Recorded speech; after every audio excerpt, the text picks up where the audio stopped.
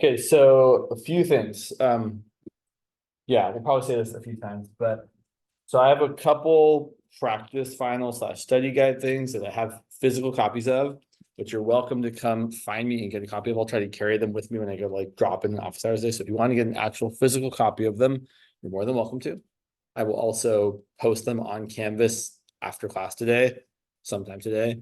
But so let me actually put this in the policy. So I've got this practice exam from Dr. Kuba, who I'll actually say a little bit more about that in just a second. And I'll put those right here. And hopefully not slip those up. And then I've got this final review right here. Yep. Final review right here. And then I also have this other final exam practice problems right here with solutions already attached to it, which is kind of great. Again, I will definitely post all those on Canvas. That's totally fine. I'll post all those on Canvas as well if you don't want to or can't come see me in person to grab a copy of it. But Nikki, since you're here you go. And then I'll post all the things and also post the solutions to the things. And then once Tav has a practice exam, does he have a practice final up yet? I believe he does. Oh yeah, I haven't seen it, but that doesn't mean it's not there. Well, let's take a look and see real quick, so everyone. If he posts anything, it would be just. Let's take a look. Never hurts to look. So too many tabs. So if we look at that's my class, not his class.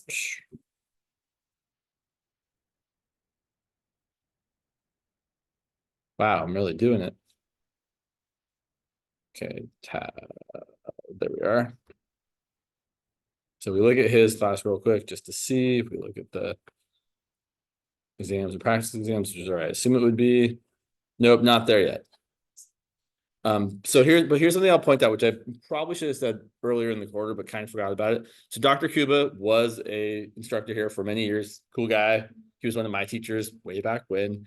His webpage has lots and lots of useful practice information on it. So if you scroll down a bit here, he's got links for, like, if you know someone else who's taking the 17 or well, 17 actually I wouldn't say, because it's actually, those handouts are more for the older textbook, but so I would say that. But if you know someone who's taking the 21 series or the 16 series and they're looking for resources, this is a great place to go.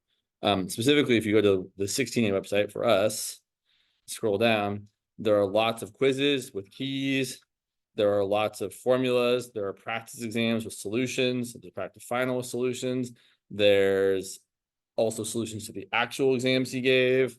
Right, there's also homework video, like there's all kinds of stuff. So if you're looking at, that's a really useful resource where you can kind of see everything at once.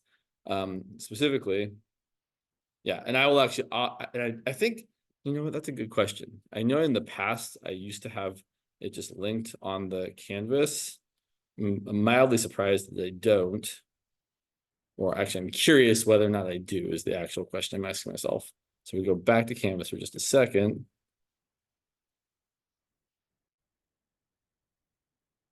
I'm just curious now, because usually it's something I have linked to, like in the useful links.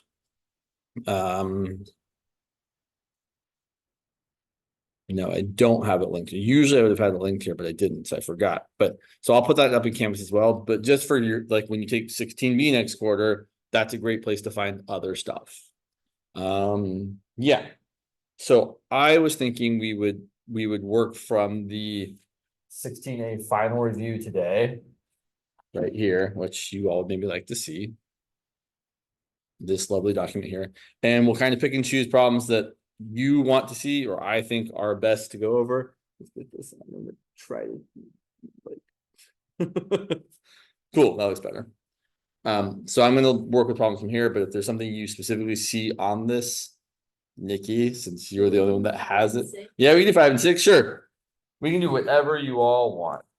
You all being Nikki, and I imagine Erica and Peyton will probably know. Yeah, the quote you said the other class. Oh, the squeaky wheel gets the grease. Yep. You're the only wheel, so I mean, that's not true. There are people virtually, but I know it is harder for you all who are not here in person, who don't have a copy of this handout in front of you, to be like, oh yeah, James, please do that problem. You could say if you wanted to in the chat though, like, could you do one of the graphing problems or could you do the optimization problem? I'm happy to do that as well. Okay, so. And for Tab, your final's on the last day of, oh, that's not you, yes. For people in Tabernet's class, the Tabernetty final is on the last day of finals. Okay, well, this feels far away. Co-16A, today is the 7th, yeah. And so this is the 16A final review, right? Which I will just so you can reference it later if you want to. But I also will post solutions to this that have already been written by someone else, so you can look at those as well. So you said number 5 and number 6. So for problem number 4, is f of x continuous at x equal to 4? So let's write down the function. So problem 4, the function was, this is number 5, f of x equal to the square root of x plus 3. Note that the 3 is not in the square root when x is less than 4. 6 when x is equal to 4, and x plus 1 when x is greater than 4.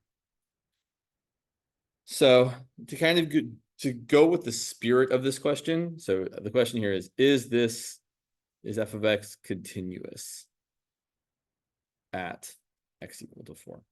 And I would say if you get asked a question about continuity on your final exam, it will most likely be a piecewise function. Those are the usual types of functions.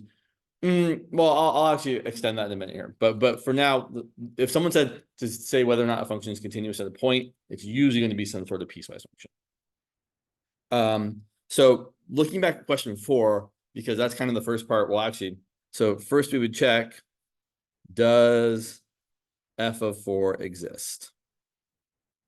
Yeah, what's f of 4 equal to? Right. And then we already would have done question 4. And question 4 was finding the limit as x approaches 4. So for the limit as x approaches 4 of f of x, since f of x is defined to be something different on the left side of 4 and the right side of 4, we have to look at the left and right limits separately. So the limit as x approaches 4 from the left of f of x is equal to the limit as x approaches 4 from the left of the piece where x is left of 4. So the square root of x plus 3. And then usually you're just able to plug in. If I plug in 4 for x, I get the square root of 4 plus 3, which is 2 plus 3, which is 5. Now, I'm going to finish taking this limit because we would have already done this part. But normally at this point, well, here's the thing. At this point, you know it's not going to be continuous because either the right-hand limit's also going to be 5, and then the limit will be 5, and 5 isn't the same as 6. Or the right-hand limit won't be 5, and then the limit won't exist. So either way, whichever one of those things happens, it's going to be discontinuous. However, if I were asking the question as a teacher, I might ask you to say, in what way is it discontinuous? Meaning, is it discontinuous because the function doesn't exist, or because the limit doesn't exist, or because the function doesn't equal the limit? And that would mean we'd have to finish this part. So let's do the other side. The limit as x approaches 4 from the right of f of x is equal to the limit as x approaches 4 from the right of, well, the piece where x is bigger than 4. So x plus 1. And then we just plug in 4, right? We don't plug in 4.1 or 4.2 or some number slightly bigger than 4. We actually plug in 4. And we get 4 plus 1, which is also 5. So the limit does exist. The answer to question 4 would have been the limit as x approaches 2 of f of x is, sorry, x approaches 4 of f of x is equal to 5. But then we can also say for this question, well, then we can see that the function is not continuous at x equal to 4. F of x is not continuous at x equal to 4 because the limit value is not equal to the function value. The limit as x approaches 4 of f of x is equal to 5, and that is not equal to 6, which is the value of f of 4.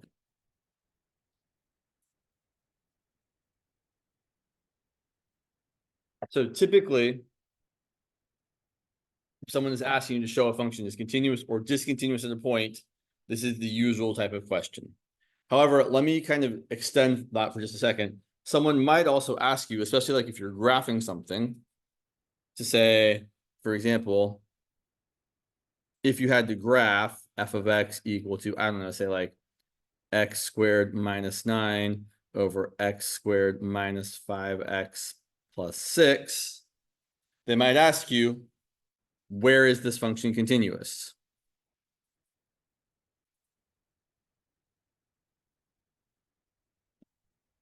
And for any rational function, and really for any normal function, like typical function we see, like rational functions or polynomials or trig functions, all the functions we deal with that are not weird piecewise functions are usually continuous on their domains.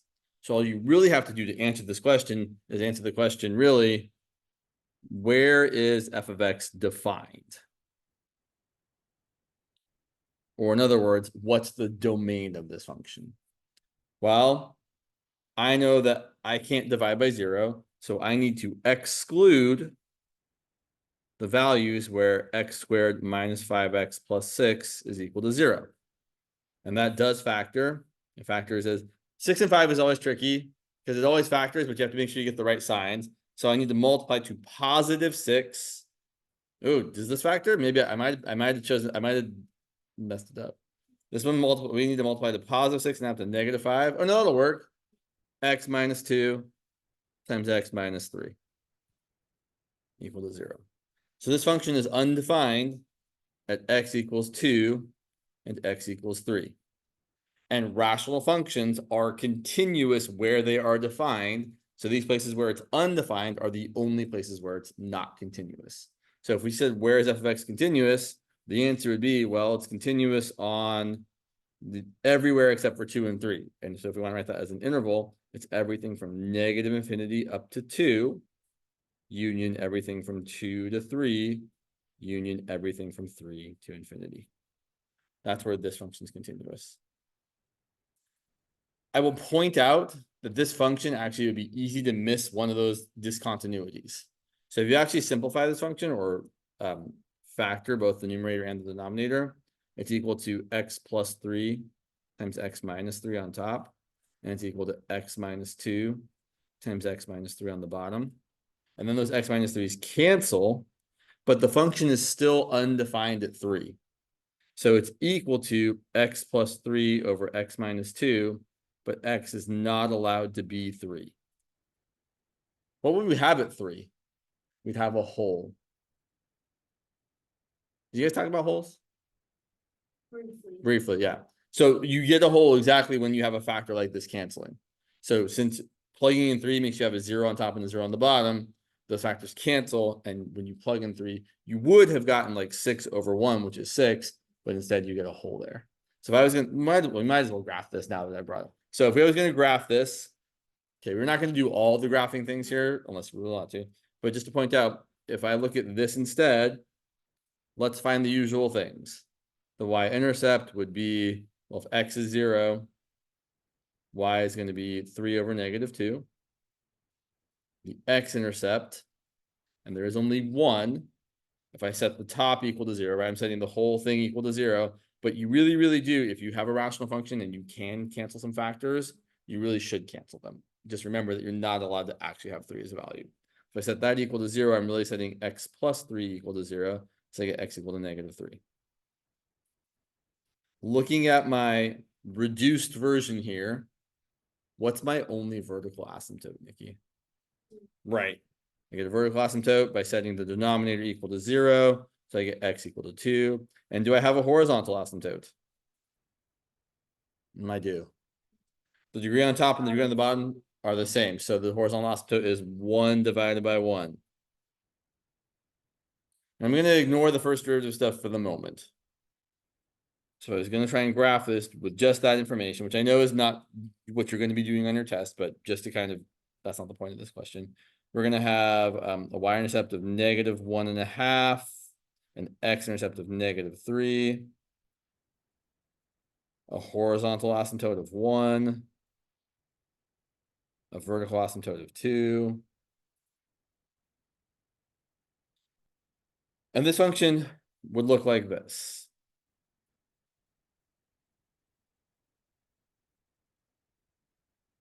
And I know it's going to look like this because if you found the first derivative, it would be decreasing the whole way through.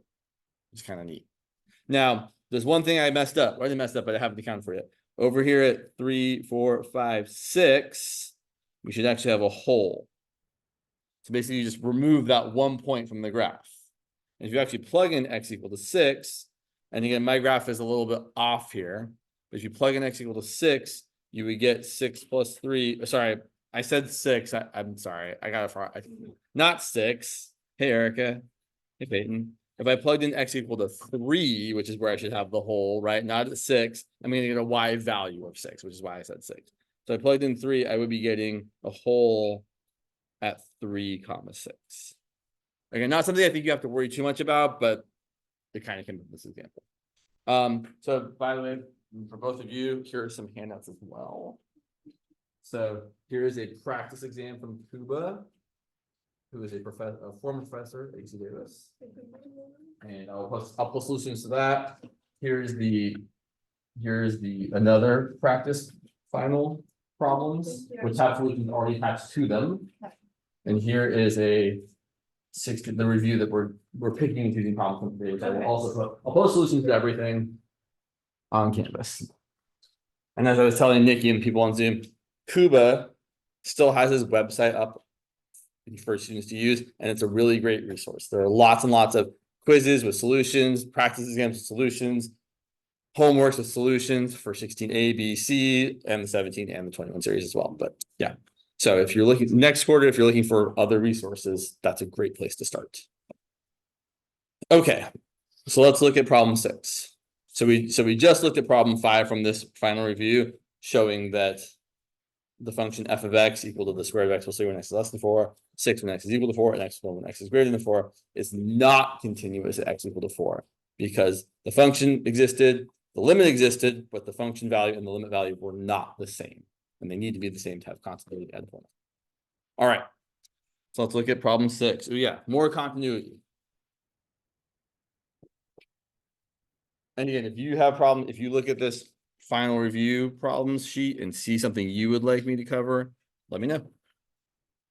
So let's see. So we have f of x equal to, again, a piecewise function, which are the usual types of things we have to deal with continuity for. So the function is x squared plus b when x is less than -1, and x plus b squared when x is greater than or equal to -1. And we are trying to find all possible values of b so that f of x is continuous.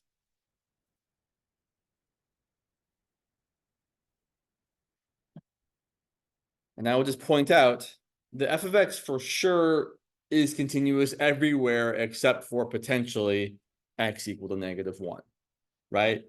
Both of these are polynomials. X squared, right? This is a parabola. This is a straight line because b is just a number. And those two things are continuous on their own. We're just trying to make sure that they kind of match up. So let me talk about how I would show my work for this. So I know that one, I need the function to exist, right? I'm going to do the 3 usual things for continuity. So f of -1, okay, let me ask you all, should I be plugging in -1 to the top piece or the bottom piece? The bottom piece, because that's where x is equal to -1. So I plug it into the bottom piece, I get -1 plus b squared. Okay. Now the limit has to exist, which means the limit from the left and the limit from the right have to be equal to each other. So if we do the limit from the right, it's going to be the same as this top part here. If we approach -1 from the right, we should be using the piece of the function where x is bigger than -1. So that's going to be the limit as x approaches -1 from the right of x plus b squared, which is still -1 plus b squared. And then the limit from the left, so as x approaches -1 from the left side of f of x is going to be the limit as x approaches -1 from the left of the top piece where x is less than -1. And I'm going to show you a shorter way in a moment here, but this is the way I would be showing my work. So I take the limit as x approaches -1 from the left of x squared plus b. I'm again just going to plug in -1 for x, right? That's how we usually attack limits. We try just plugging in the value if we can. So you get -1 squared plus b, which is 1 plus b. And then for the limit to exist, these two things have to equal each other. So we're going to set them equal to each other to solve for b. So setting those equal to each other, I have -1 plus b squared equal to 1 plus b. And I'm going to bring everything to the left because I have essentially a quadratic equation where my variable is b.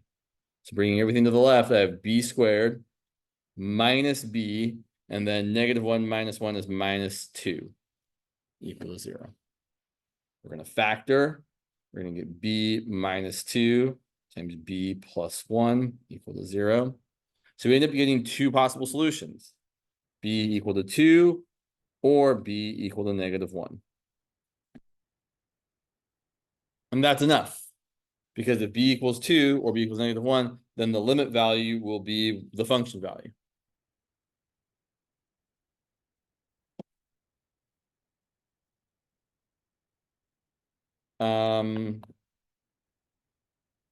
So I've probably shown, well, I've shown what I think is an appropriate amount of work here.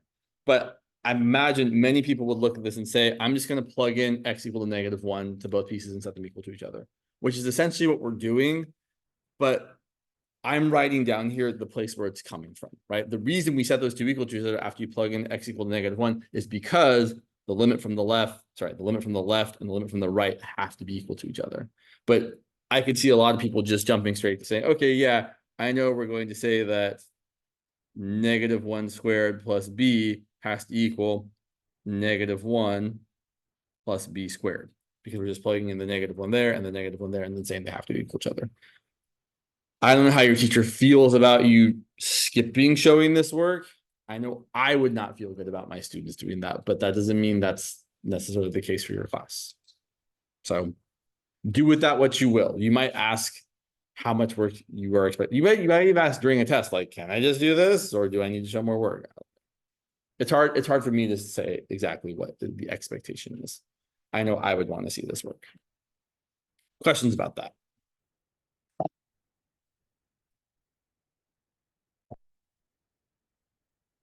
Okay. Should we look at some more limits? Okay, let's look at all those first limit problems. So no L'Hopital's rule, right? Right? No L'Hopital's rule. I mean, okay, good. I'm saying words that sound foreign. Awesome. Pretend like I didn't say anything. Next quarter, we might talk about this thing called L'Hopital's rule, or as you might incorrectly pronounce it, L'Hospital's rule. Don't say it that way. It's terrible. I mean, you can, but I will judge you. So let's look at these first three problems.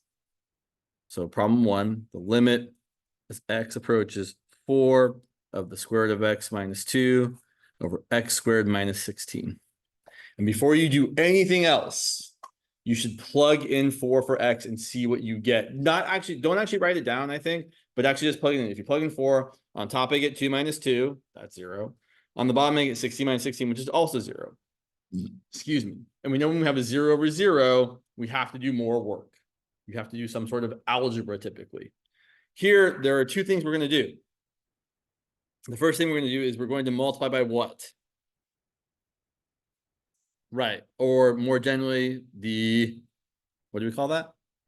The conjugate. So when we do this, we're not going to multiply the things that aren't conjugates. So we're going to leave the bottom as is, except we should probably also factor the x squared minus 16. That x squared minus 16 factors as x minus 4 times x plus 4. And then the square root of x plus 2 is just going to stay as the square root of x plus 2.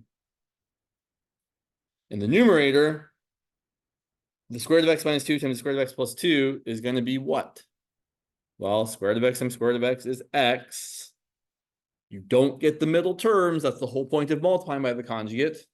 And then -2 times +2 is going to be minus 4. What can I cancel? The problem. I can cancel the x minus 4. That's the thing that's giving me a 0 on the top and a 0 on the bottom when I plug in 4. Now, when I cancel those out, what am I left with in the numerator? 1, right? Because when you're canceling those, a better word to use would be you're dividing them, right? X minus 4 divided by x minus 4 leaves us with a 1. And then we still have an x plus 4 on the bottom times the square root of x plus 2. And now that we have gotten rid of our problem, we can plug in 4 and get a nice numerical value. So we plug in 4. We don't write the limit anymore because we're taking the limit now by plugging in 4. And we get 4 plus 4 in the denominator times the square root of 4 plus 2. You can probably skip that step and say you've got 1 over 8 times 4, which is 1 over 32. Do make sure, if you have to take a limit on your exam, to write the limit every step until you actually plug in the value that x is approaching to get the actual value. So notice from this step to this step, I didn't write the limit anymore because I was plugging in 4 for x. But you should write it every previous step. Cool. Let's look at the next one. That's not, well, I don't know if I want to look at it. Oh.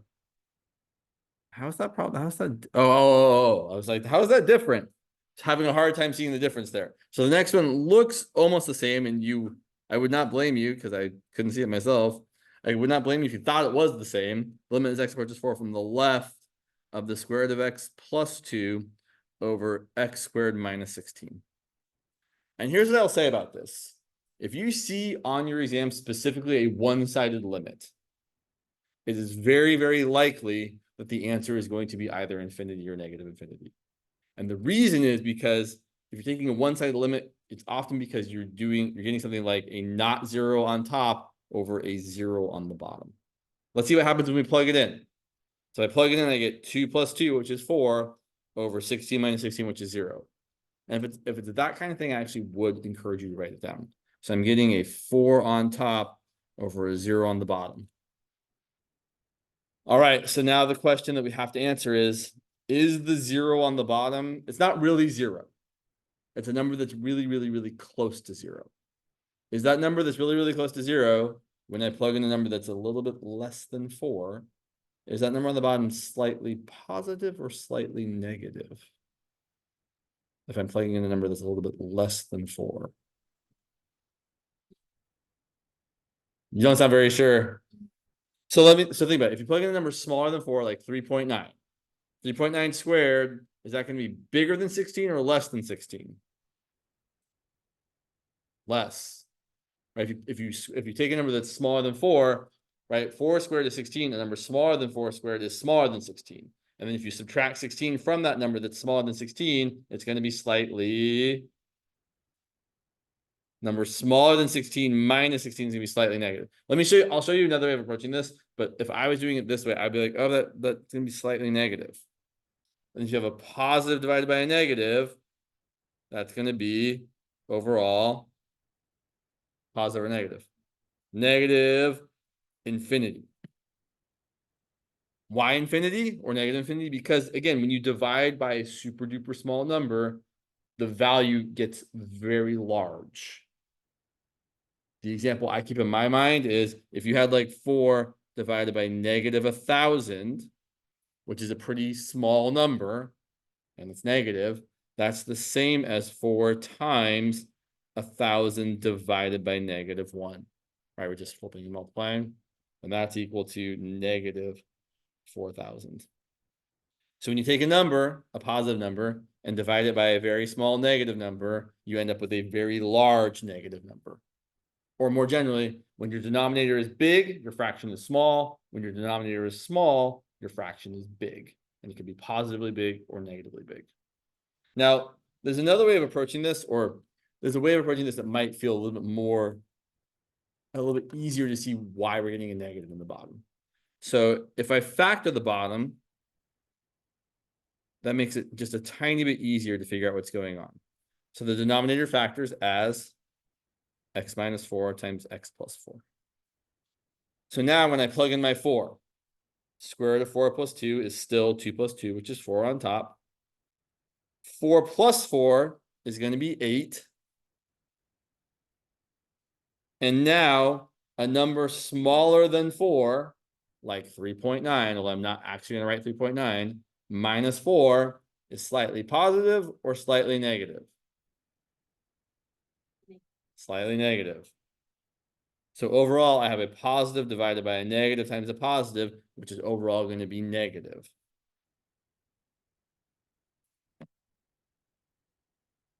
But whenever you have a limit like this, where it's a non-zero value on top and you're getting a 0 on the bottom, your answer is always some sort of infinity. So when we're looking for one-sided limits, we're looking for if it's equal to infinity, negative infinity. Say that one more time, infinity. Right. So, well, one-sided should always be one-sided ones like this, where you have a not 0 divided by 0, should always be either positive or negative infinity. The time what happens. So actually, let's finish. We'll go ahead and finish this. Well, not finish it, but we'll extend it here. What the reason you get undefined is when you look at the two-sided limit. So if I was going to look at the limit from the right, limit as x approaches 4 from the right of the same thing. If we factor the denominator again, I have the limit as x approaches 4 from the right of the square root of x plus 2 over x minus 4 times x plus 4. I'm still getting 4 square root of 4 plus 2 on the top, which is 4. Now, a number a little bit bigger than 4, minus 4, is going to be a little bit positive or negative? Positive. And then 4 plus 4 is still 8. So now you have a positive divided by a very small positive number, which is overall going to be positive infinity. Graphically, here's what you've got. You've got a vertical asymptote, right? At x equal to 4, as we approach 4 from the right, we are going up to positive infinity. As we approach 4 from the left, we are going down to negative infinity. I don't know what's going on with the rest of the graph, but that's what's happening right there. And then if someone asked, okay, what's the double-sided limit as x approaches 4 of the square root of x plus 2 over x squared minus 16, we would say that this limit does not exist because the right side and the left side are going in different directions. Now, I'll also point out, because I think Tab has talked about this a little bit, that technically this limit here and this limit here also don't exist. This limit does not exist. What's it equal to? That's not a real number there. It's a direction saying, okay, yeah, as you get closer to 4, the function is getting higher and higher and higher and higher and higher, but it's not actually ever equal to some value. We're just trying to be more informative about the way in which the limit does not exist. Oh yeah, this limit doesn't exist, but it doesn't exist in a very positive direction. This limit doesn't exist in a very negative direction, but those limits still don't exist. We just say that they're infinity and negative infinity to be more helpful. Okay, we might as well look at the third one here. Unless there's something else you really want to see right now, but I think we're good. Let's look at the limit as x approaches infinity of the square root of x plus 2 over x squared minus 16. It's an interesting question. I don't know if I like this question, but it's fine. So unfortunately, it's not really right to use the word degree on top here, because degree specifically refers to a positive integer value, like 1, 2, 3, 4, 5, etc. And the highest power on top is what? What is the square root of x as a power? Yeah. So you could write this as x to the 1/2 plus 2 over x squared minus 16. Now, I think you'd be totally justified in just saying that the limit here is equal to what? If the degree on top, or if the power on top is less than the power on the bottom. So what's growing faster? Is the bottom growing faster or is the top growing faster? The bottom, right? Like if you plug in, for example, 100, the square root of 100 is 10. 100 squared is 10,000. 10 over 10,000 is going to be really big or really small? $10 divided by 10,000 people. Everyone's getting not a lot, right? So, right, the bottom is growing much, much faster than the top. And even though they're both going to infinity, you have a very small infinity over a very large infinity, which is going to be 0. Now, this is a dumb thing to write. You shouldn't write this on your test. What you should say is, we have talked about this a little bit before, how if the degree, which I know again, it's not really a degree, but if the degree on top is smaller than the degree on the bottom, then your horizontal asymptote is y equals 0, aka your limit to infinity is y equals 0. What if you wanted to show more work? What if someone said, you need to show all the work you possibly can for this, you can't just use a shortcut?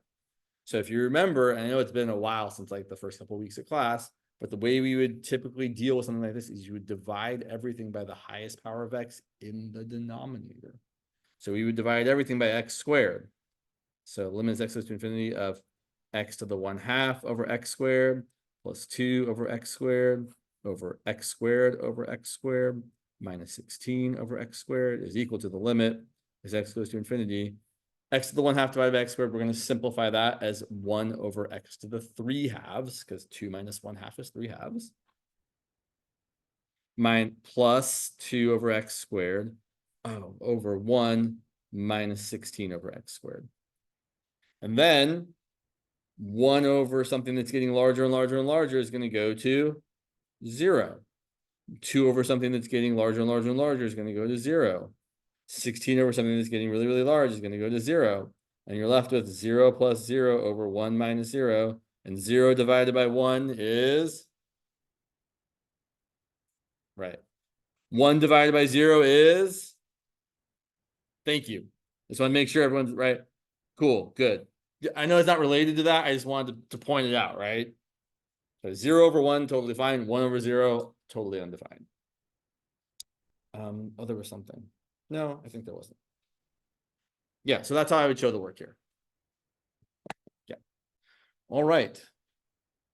Has your instructor said whether or not there's going to be a limit definition of the derivative question in your test? Okay. Should we do one then? I think we should. It's been a while, right? Should we do? Yeah, I mean, I can make it a different one, but this one is harder than I would want to ask on the test personally. Let's use a new piece of paper. It's still good practice though. So number 7. F of x equals x over x plus 1. Use the limit definition to find f prime of x. And I would actually say, I used to say like, you could go ahead and find f prime of x using whatever rules you've got to know if your answer is right. I don't think that's good advice. I think the advice should be do it using the limit definition.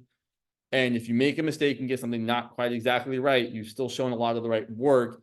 And I don't want you to spend time trying to make your slightly wrong answer potentially look like the actual right answer. So I would say don't find the limit using the quotient rule here. Just use the limit definition. So if it were me, if I wasn't given the limit definition on the exam, which I don't know if you are or aren't, I would assume not. I would start off by writing it. So the limit definition of f prime of x is going to be the limit as h goes to 0 of f of x plus h minus f of x all over h.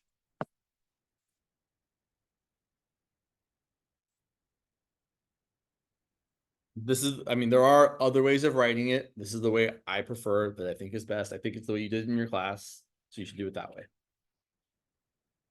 And then you actually have to write out what it is. So that's going to be the limit as h approaches 0 of, so f of x plus h. Every x in my f of x, I'm going to replace with x plus h.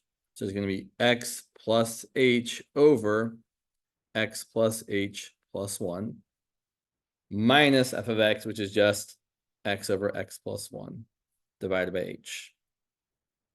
I really don't like fractions in fractions. So in my next step, I'm going to rewrite the top, and then instead of dividing by h, I'm going to multiply the whole thing by 1 over h, right? Because that's really an h over 1. And so I'm going to multiply by its reciprocal, which is 1 over h. So let's rewrite this. Oh, actually, sure. I should have said more words here. So I'll just write it again.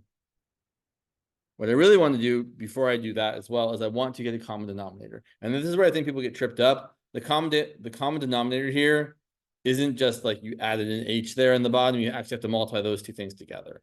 So the common denominator is really going to be x plus h plus 1 times x plus 1. So for this first piece, for x plus h over x plus h plus 1, we're going to multiply that by, let's use a red pen here,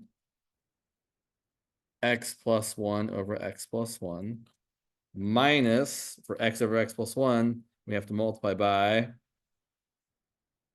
x plus h plus 1 over x plus h plus 1. And then, like I said, instead of having all of that divided by h, let's have all of that multiplied by 1 over h. What's our goal? What are we trying to make happen so that we can actually do this? What's if I plugged in h equals 0, what's the problem? That h there. So our goal to be able to evaluate this and get the answer is to make that h cancel out. That one needs to go. Okay, we're not there yet.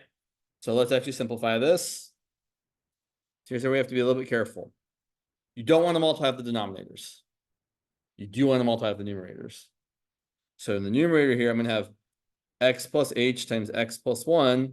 That's going to be x squared plus x times 1 plus h times x, or I probably write x times h, plus h times 1. That's the top, that times that. Over, I don't want to multiply out the denominators, x plus h plus 1 times x plus 1.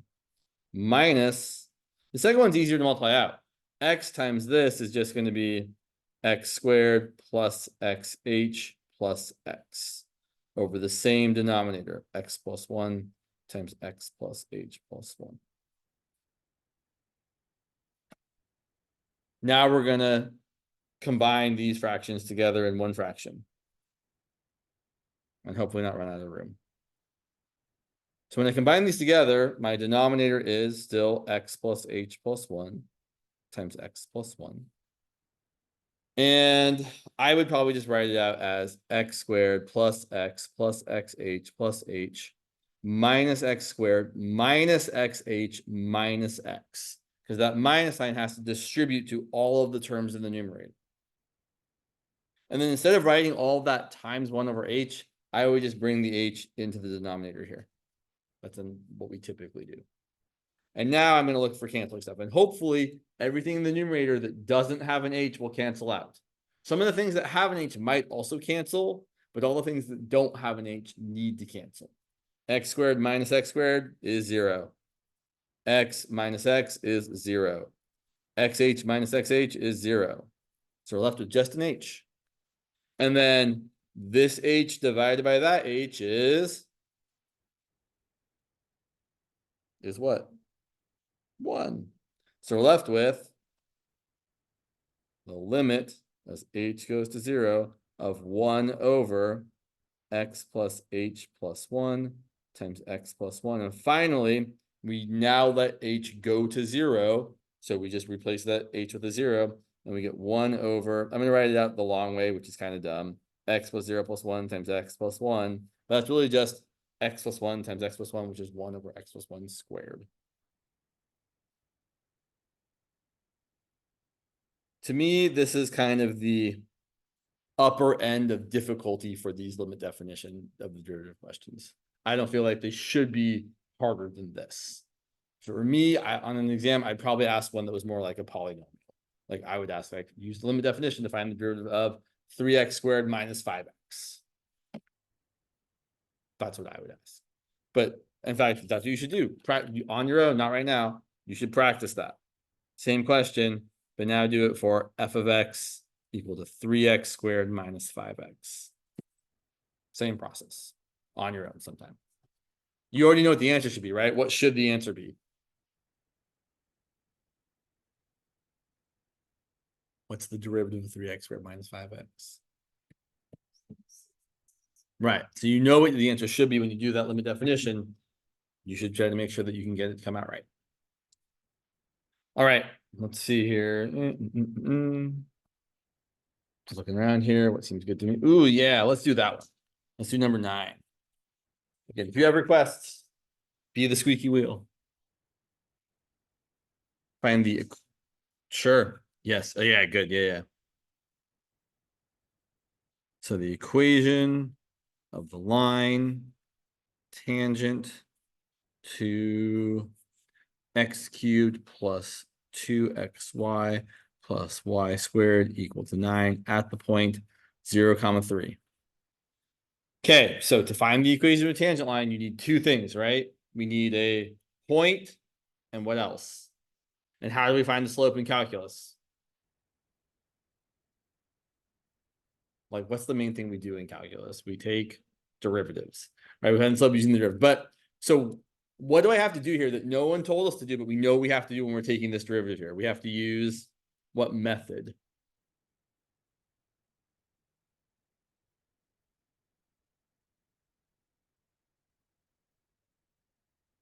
We are going to have to use the product rule, but I'm talking more generally, right? We don't have just like, so let me back it up actually. If for a second here, looking at problem 8 for just a second.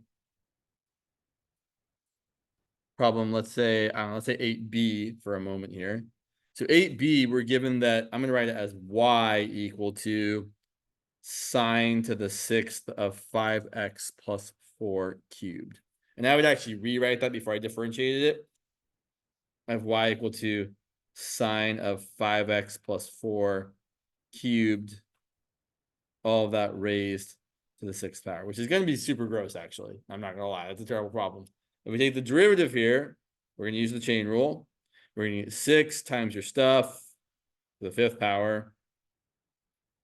Now this, I could have picked the better problem. Times the derivative of your stuff.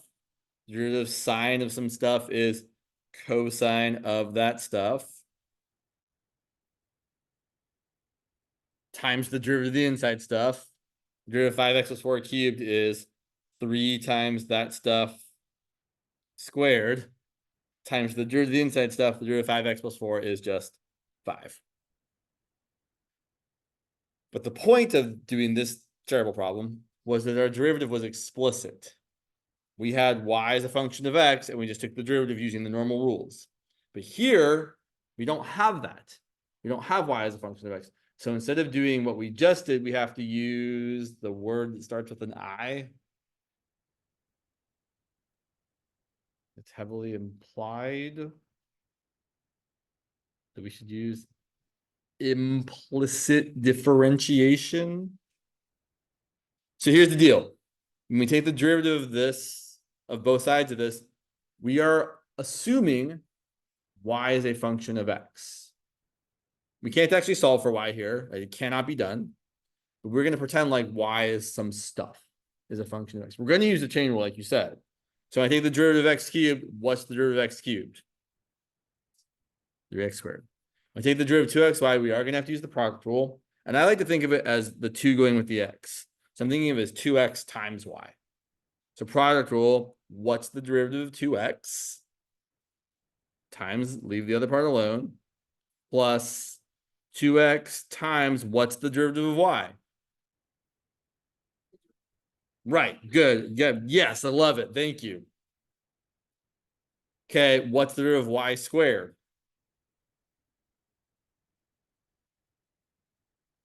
Times, right? Because y is some stuff, right? It's not just x, it is a function of x. And so when you take the derivative of some stuff squared, you get 2 times your stuff times the derivative of your stuff. Equals, everybody tell me what does it equal? 0, the derivative of 9. Okay, now here's where you can go 2 different ways. If the question had been, find the derivative of this function, then you would have to do all the algebra to solve for y prime. But that's not what we're going to do, because the question was, find the equation of the line tangent at this point. So all we need to do is find the slope of the tangent line at that one point. So right after you take the derivative, plug in x equals 0, y equals 3. So great.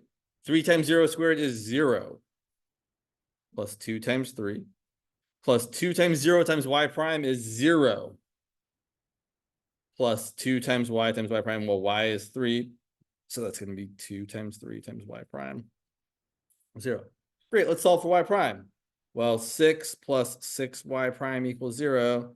6y prime equals -6. Y prime equals -1.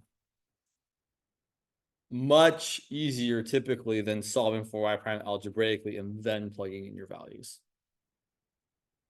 And now, the last part, which is not the hard part, the equation of your tangent line is going to be y. Oh, let's actually be smart about that. So here's what I was going to do, which is kind of dumb. I was to say y minus 3 equals the slope times x minus 0. What I should have done is said they actually gave us the y-intercept here, right? If x is 0, 3 is the y-intercept. So what I should have just said is y equals mx plus b, and said y equals negative x plus 3. But you could have gotten that from doing it this way as well, right? It's this, it's really the same work, just a different way of doing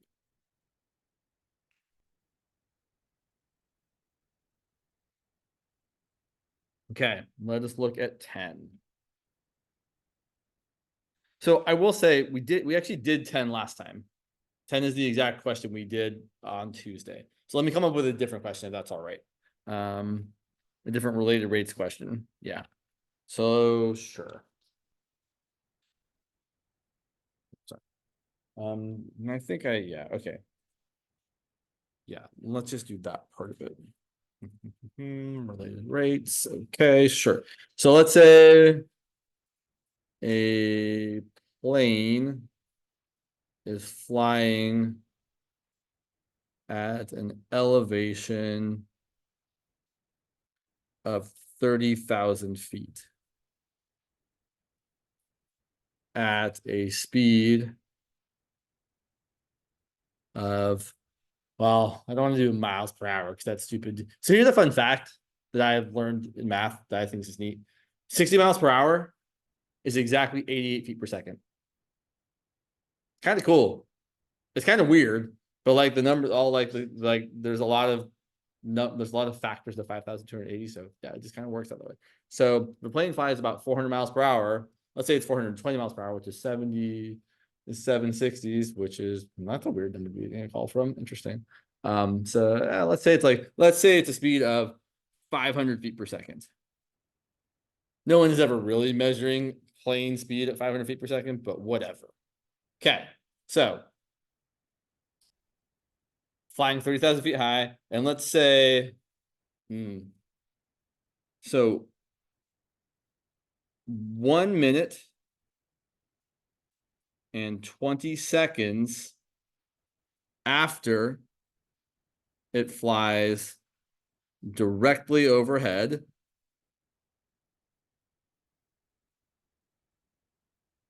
how fast is the plane moving away from me or you or some person? Okay, so these ones you need to draw a picture for. So here I am. Here's the plane as it flies directly overhead. And then here's the plane later, a minute and 20 seconds later.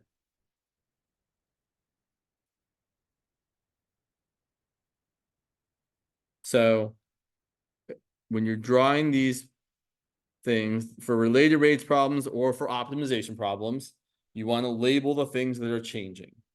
So this distance here from directly overhead of me to wherever I'm sighting the plane is changing, right? The plane is moving from left to right. So that distance, let's call it X, is changing. This distance here, the height that the plane is above the ground is not changing. That height is always going to be 30,000 feet. And then the distance from me to where the plane is also changing, right? As the plane moves further and further to the right, the distance from me to the plane is going to be increasing. So I'm going to call that, I usually call it D. No, I don't. I usually call it S. Although Z is a perfectly normal choice as well. But really, any letters you want to use are fine as long as you don't reuse them appropriately.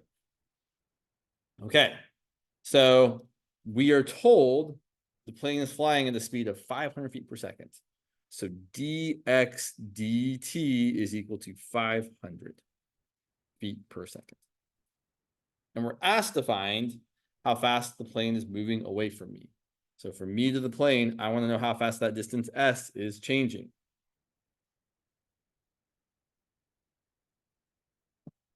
Okay. What's the word I'm looking for here? I don't know. Let's check our thinking here. Do we expect ds dt to be, do we expect S to be increasing or decreasing as the plane moves further to the right? Right, so we expect ds dt to be positive or negative. Right, because a positive derivative means the function is increasing and vice versa. Negative means it's equal to. All right, now we need an equation relating those variables, and the equation is going to be the Pythagorean theorem. So this squared plus that squared equals that squared. So 30,000 squared, which I'm not going to write out, plus x squared equals s squared.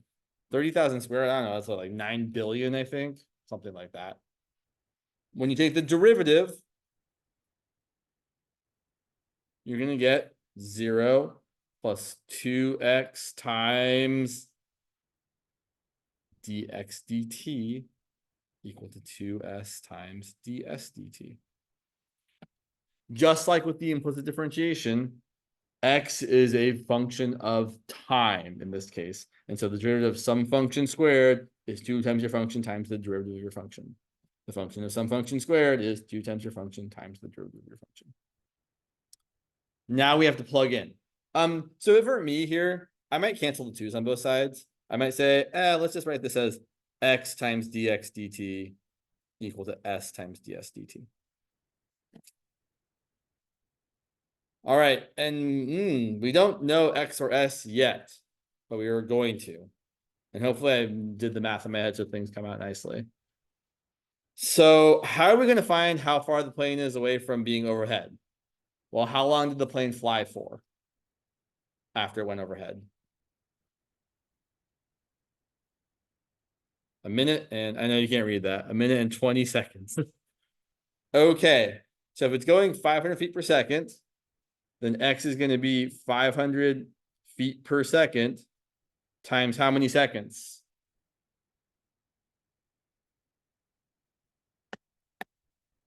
Wait, 1 minute and 20 seconds?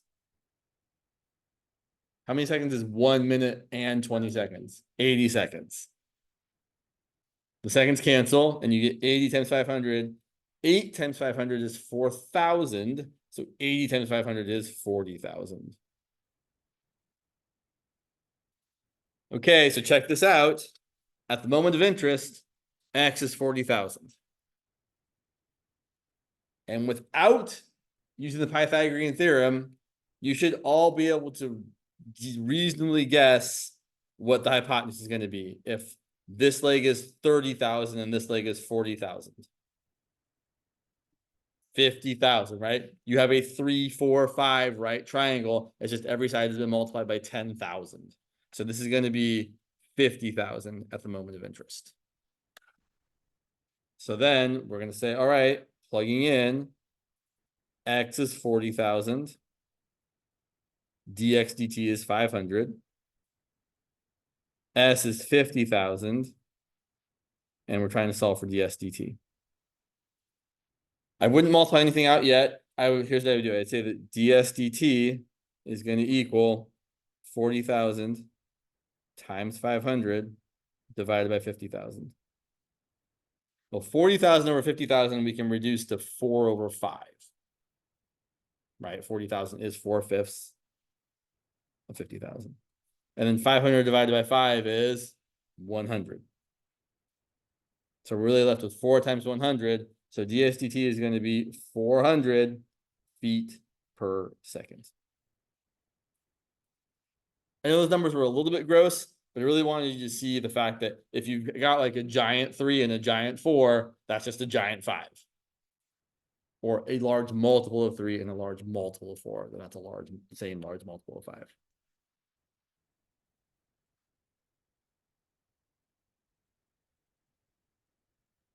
Okay. I'm sorry. No, it's all right. How do you feel about the trig one there? Yeah, we should do that one. I think we should do the trig one. Let's leave number 13. What time is it? Okay, 10:00 something. Are we gonna yeah, sure. 13, and then we'll try hit one of these graphing ones. So 13, we've got f of x equal to sine squared x plus cosine x on the interval from 0 to 3/2. And we're trying to find the absolute extrema. To find the absolute extrema, first we have to find what?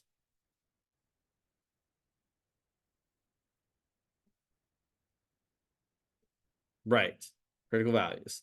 So we take the derivative, Be careful when taking the derivative of sine squared. When you see sine squared, you should think, oh yeah, that is really sine of x quantity squared. So the derivative of something squared is going to be 2 times your something times the derivative of that something. And what's the derivative of sine of x? Cool. And then plus the derivative of cosine is negative sine, right? Every co-function, cosine, cotangent, cosecant, their derivatives are all negative. And we're going to set that equal to 0. And then when you're setting a derivative equal to 0, whatever kind of derivative is, you should always try to factor as much as possible. And I'm going to notice here that I can factor out a sine of x. If I factor out a sine of x, I'm left with 2 times cosine of x minus what?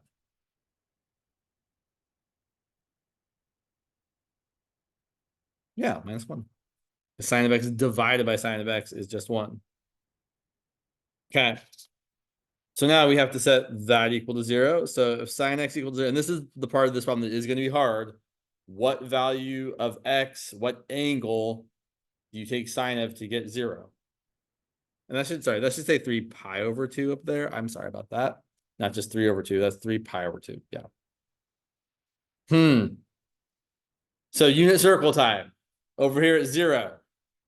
In fact, if you're not sure, write down your quick unit circle. When I say quick, I mean the 4 corners.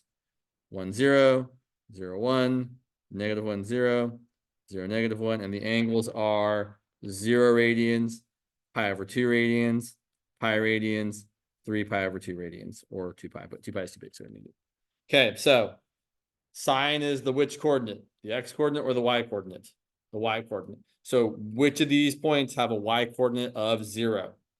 Or which of these angles have a y coordinate of 0? Sure, but we should use radians. So instead of saying 180 and 0, we're going to say pi and 0. But 0 radians, not 0 degrees. Although 0 radians is the same as 0 degrees. So that's going to give us x equal to 0 and x equal to pi, which are both in the interval. Now, technically, there's an infinite number of answers, right? You can say 2 pi, 3 pi, 4 pi, 5 pi, but none of those are in the interval we started with. So we're just limited to 0 and pi for this particular question.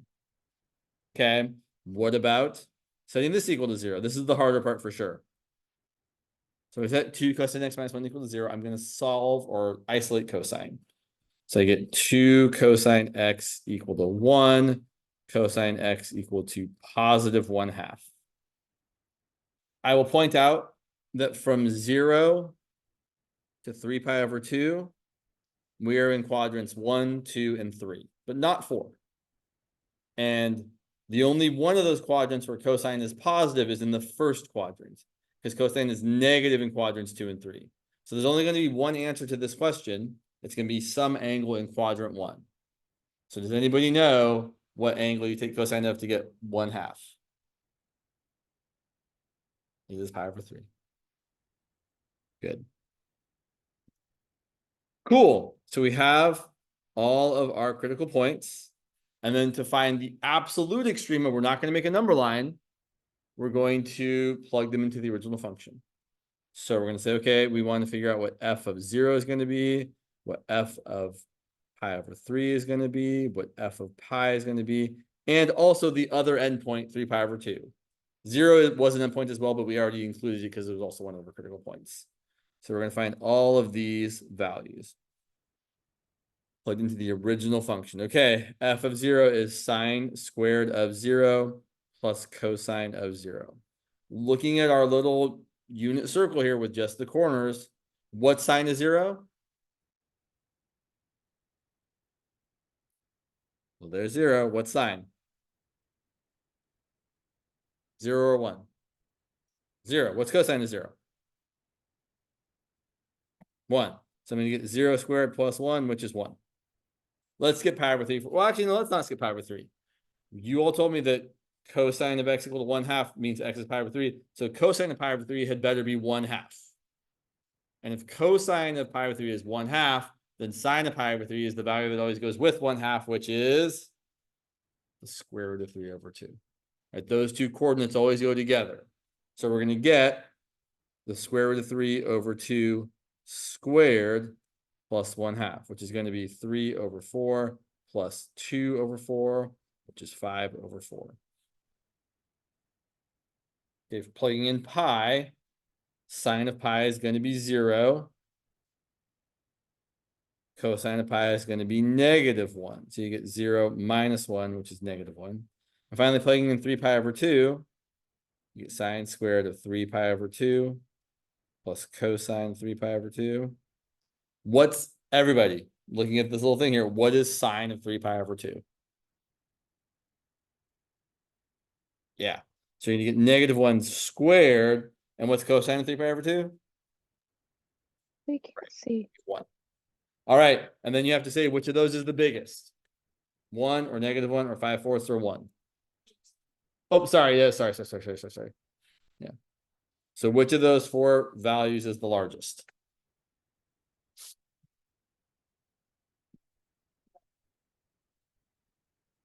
Sure. 5/4. Yes. There's your absolute maximum. And honestly, on a test, if I was strapped for time, I would write it like that. I wouldn't be like 5/4 is no, I would just say there's your absolute maximum. And where's the minimum? Yeah, there's your absolute minimum.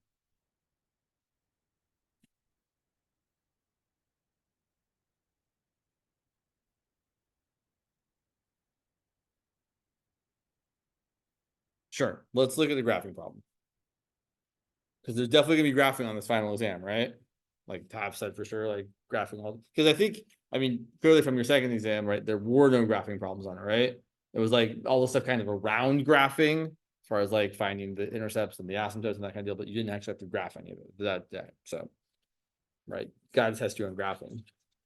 So let's look at this problem. Let's look at 18 from the exam here.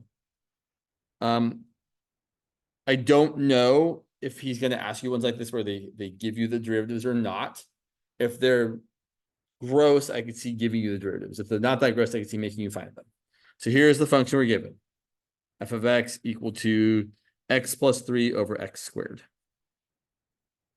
And the derivatives are given to us, but we'll write them down when we need them. So first things first, we're going to graph this. Graph it. Find all the things. Also, notably in the instructions here, which I don't think is bad, use limits to justify any asymptotes. Okay, so let's first find the intercepts though, because that's always where I want to start. The y-intercept. If I set x equal to 0, what do I get? F of 0 is, which is undefined. There is no y-intercept. We have a vertical asymptote at the y-axis. Sometimes that happens. X-intercepts. Set the whole thing equal to 0. Multiply both sides by the denominator, and you get x plus 3 equal to 0, or x equal to -3. So we do have an x-intercept at -3. So now, let me ask you all. Looking at the function, where do you know we have a vertical asymptote at?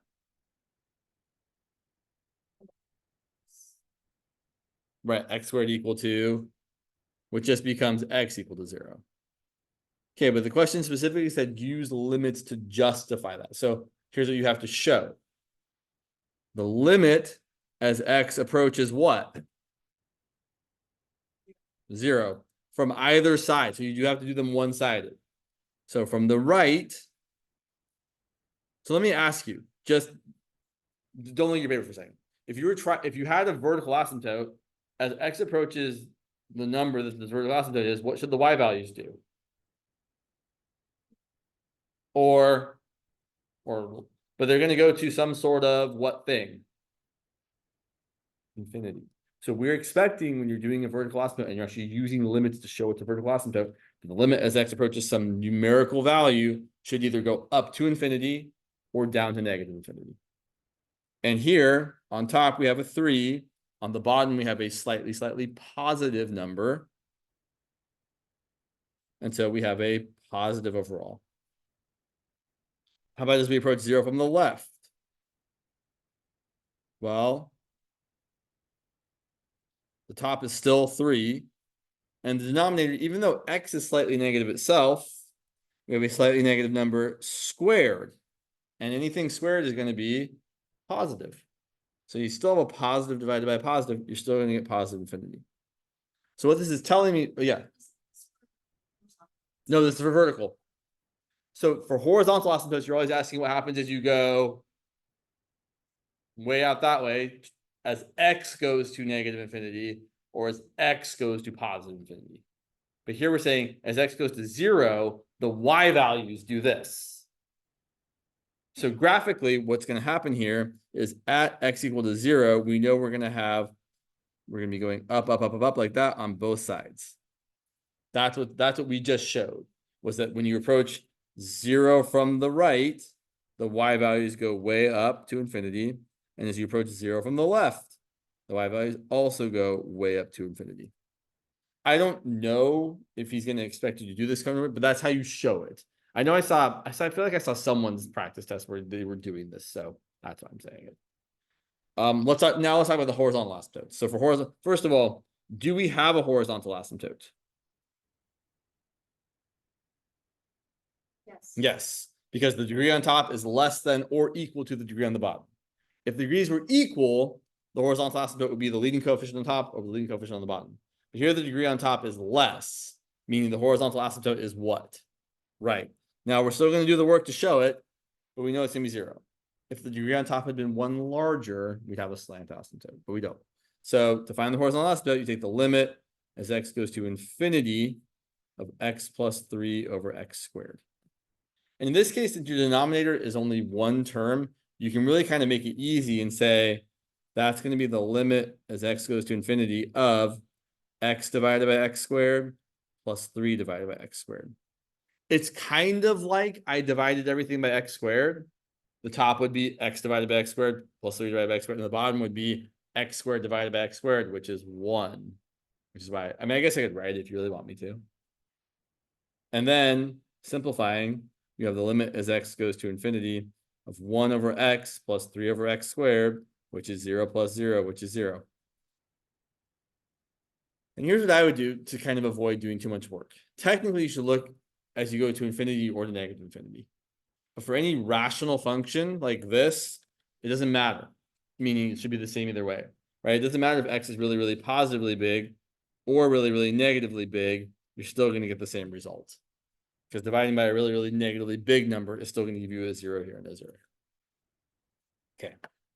So I'm not trying to make sure I don't go over. So that's all the function stuff. Let's talk about the first derivative stuff. So the first derivative stuff, we are told that the first derivative is equal to negative parentheses x plus 6 over x cubed. So I want you all to write down the two critical values. Yes, I'm going to say there are two, even though that's kind of wrong. I want you to write them both down anyway, because they're both important. So your critical values are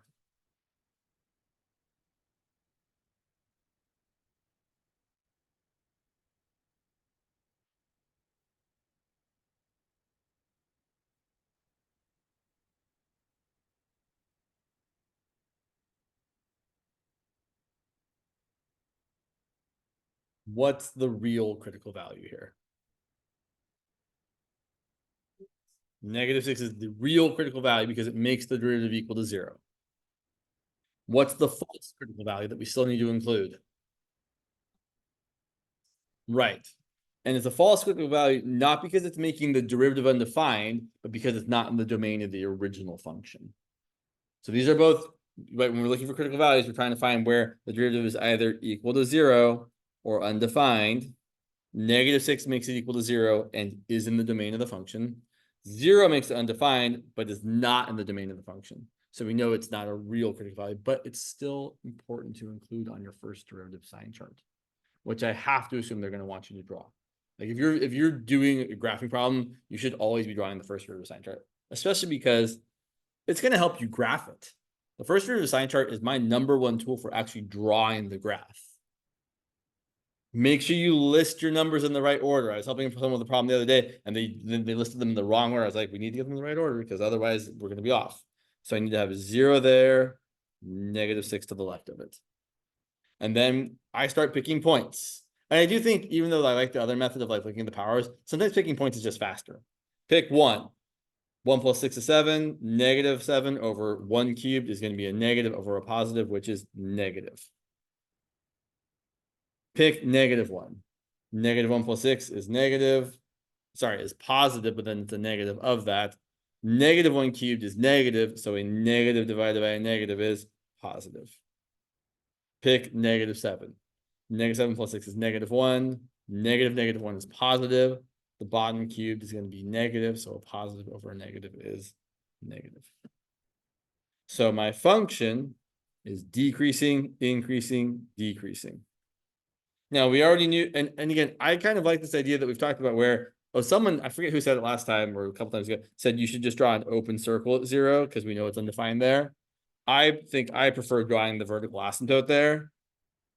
And then you'd be like, oh yeah, it's gonna go way, way up, and then way, way up like that. So we know what it should look like. And then what kind of critical value or extrema do we have at -6?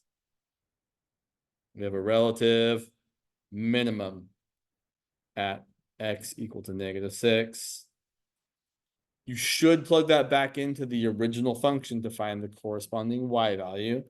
So y would be f of -6, which is going to be -6 plus 3 over -6 squared, which is -3 over 36, which reduces to -1/12. Okay. Let's look at the second derivative stuff. We're almost there. I might need an extra minute or two here, but I'll try to wrap it up as quickly as I can. So second derivative, we have f double prime of x equal to 2 times x plus 9 over x to the 4th.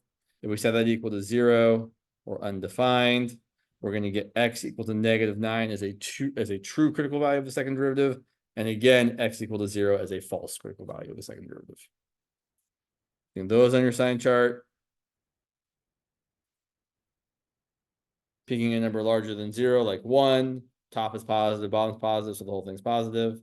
Picking something between 0 and -9, like -1, the top is still positive. The bottom is also still positive. In fact, the bottom is always positive. I shouldn't even think about the bottom because it's always positive. It's not going to change anything. And finally, picking a number less than -9, like -10, the top's going to be negative. And again, the bottom is always positive. So it's negative overall because a negative divided by a positive is negative. So our function is concave down, concave down, concave up. I don't have an inflection point at -9 because the concavity doesn't change. And what about 0? I don't, because the concavity changes, but it's changing because there's a vertical asymptote there. Although I feel like it doesn't feel right to me though. It really doesn't feel right to me. Like super not right. Is it positive over here? Did I make a mistake? I did make a mistake. Blowing it. Should be positive there, right? I think I even said positive. Plug in the -1 is positive, positive, so the whole thing's positive. So we do have an inflection point at -9. And the y value would be f of -9, which is -9 plus 3 over -9 squared, which reduces to -2 over 27. Okay, so now trying to throw it all together in a graph. We have our vertical asymptote at 0. We have our x-intercept at -3. We have like a lot of stuff on the left side here. Okay. Vertical asymptote 0. Horizontal asymptote 0. X-intercept's -3. And then we have a critical point at -6, comma, -1/12. So like, I would exaggerate my y-axis here. Like, I'm not going to try and draw it as -1/12. I'm going to draw it like down here, so it's not terrible to draw. And that's actually, I'm not even going to draw where the inflection point is. I'm just going to figure it out later. So here's what I know. I'm going to look at my first derivative sign chart here and say, okay, my function is decreasing up until I get to that -6, increasing afterwards, all the way up to my vertical asymptote here. So it's going to look kind of like this. Minimum there. hit that intercept. Vertical asymptote. Vertical asymptote. And then to the right, it's just gonna get closer and closer to the horizontal asymptote, which is 0.